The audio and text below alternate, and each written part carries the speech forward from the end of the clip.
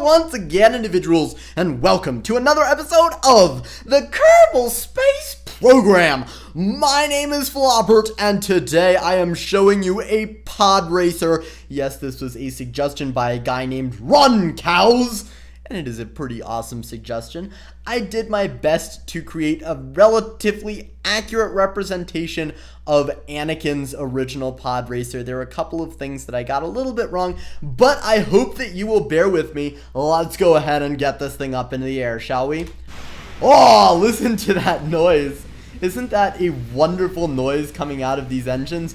This thing flies on 6 little tiny LV-1R engines, as well as some RCS that you can see those RCS jets firing when I try to get this thing back to the center of the runway. Voila! We have lifted off thanks to those control surfaces that are all over the place with this thing. This thing has very good pitch authority, okay roll authority, and kind of poor yaw authority, which kind of makes it a difficult thing to fly, but it is nonetheless a load of fun to take around the Kerbal Space Center. I may want to throttle down. This thing doesn't have a ton of fuel, and I can go ahead and buzz by some buildings and just have a wonderful time with this small little pod racer. Isn't it pretty nice looking?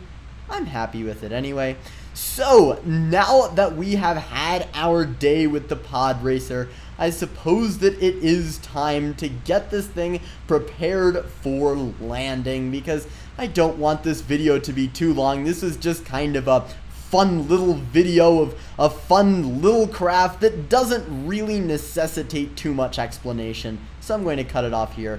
So, how you land this thing? You throttle down, you go ahead and slow down as much as possible by just gliding over the terrain at lower and lower velocities. And then once you are slow enough, you can go ahead and just continue to use those RCS ports to slow you down further. And then once that happens, you generally don't have too many explosions when you land.